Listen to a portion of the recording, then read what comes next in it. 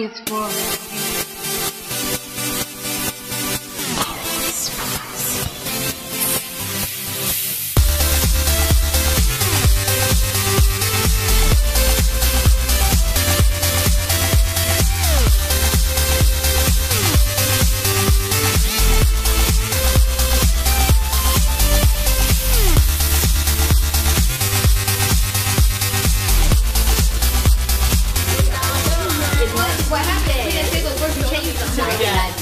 Anymore. I think maybe that, but you know, so I don't know.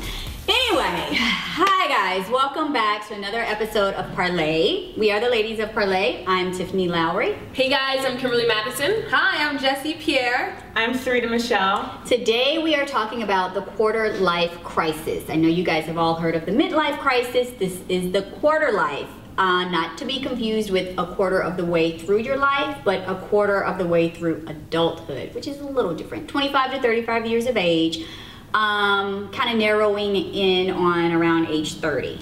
And it kind of connects with the pressures of life and stress that can come into the transition of becoming an adult. There's 4 known phases of the quarter-life crisis. Phase 1 being feeling locked into, whether it's in a job or feeling locked into a relationship. Phase 2 is a growing sense of possibility and change. And then phase 3 is rebuilding your life. And then phase 4, cementing your new life, your new interests, and your new goals. I definitely have experienced the quarter-life crisis. I would say about 4 years ago. Right before I moved here, I lived in New York, and I worked in fashion. I did production for a clothing company. That's what I went to school for, and it's what I thought was my purpose and what I wanted to do. And then I realized that I just didn't feel fulfilled. Like I needed more. And I started pursuing my dreams, and it just changed my life. And I was just like, you know what? There's no amount of money that I could be paid to do something I'm not happy doing. Absolutely. So I dropped everything. I moved here. I had one friend, no family, and just no money, no job, and just started fresh. You know, it was something I needed to do. I needed a change, you know? Well, I can't necessarily say I agree with the term quarter-life crisis, because I can't say that I live my life on with any concept of time in which I have to achieve this or have to achieve that or this milestone by a certain time in my life. I feel like these conditions and diseases are you're giving titles to things that I just call real life. Like, to me, that's not a condition, you know, a quarter-life crisis. I would probably say quarter-life discovery. You know, not to take away from those people who really are in crises during this stage of transitioning into late teenage years to adulthood, finding themselves, identity, that whole thing. But this is just life. I mean, we all have stresses and pressures and things like that. For me, I think it's about not what someone else is putting on me, but how I feel about where I am in life and what I want out of my own life. Definitely. And that's how I gauge it. Yeah, I'm in the same wavelength as everyone overall. For growing up in a strict Haitian household with a strict mama and daddy, my mom had me in the kitchen when I was 9 years old, learning how to cook. It was setting the table. It's, you know, my dad was kind of the king in the house. The men have a, you know, they have a certain respect that you have to give them.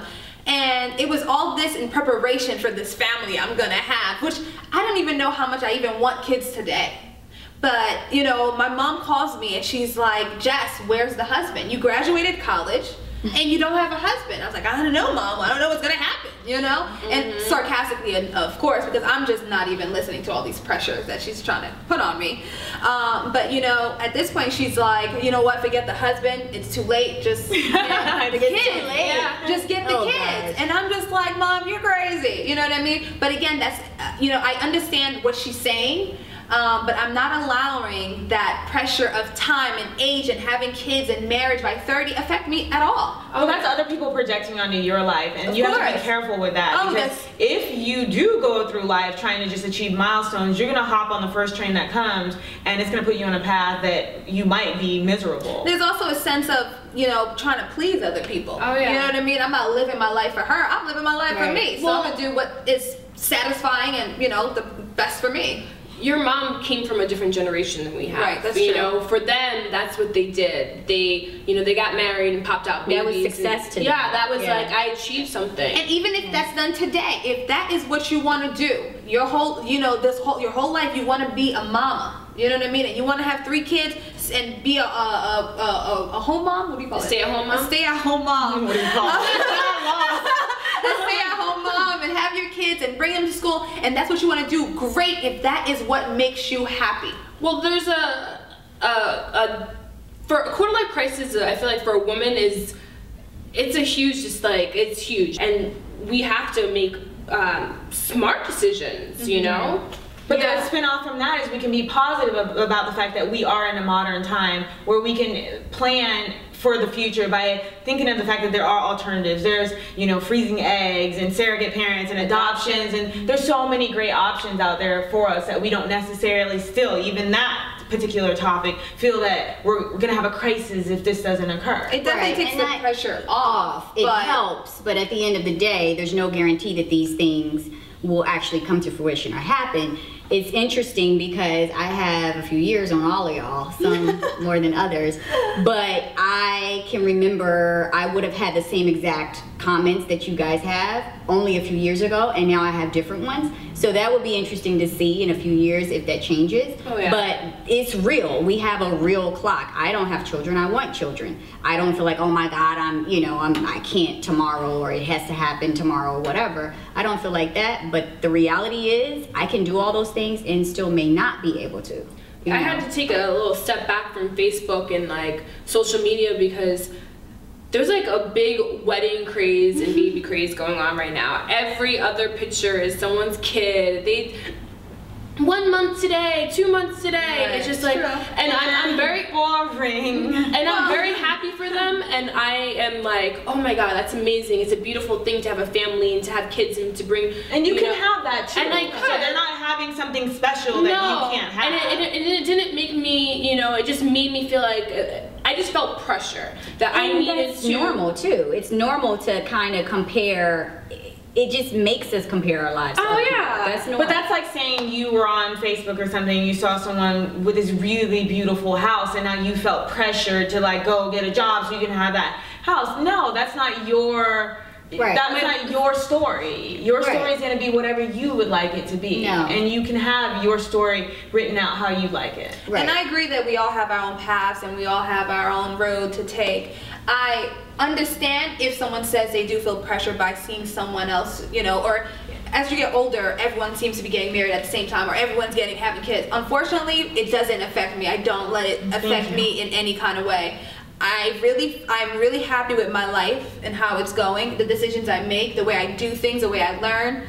That's it. And whatever's gonna come my way is gonna come my way. Right, and I just feel like, back to what you were saying, I think most of us are at an age where we're not You're really younger, necessarily. Jesse. So you like. We're even younger, but we're not Yeah. necessarily succumbing to that, which is good. Everybody's independent and whatever. And I think that's because of the modern times. We Exactly. have so many more Partly. opportunities and doors. So we're not Than just they like had before. like my mom's age. And you all have they to- can do is get married and have kids. No, we have so many more things that we can do. We can travel. We can't do everything.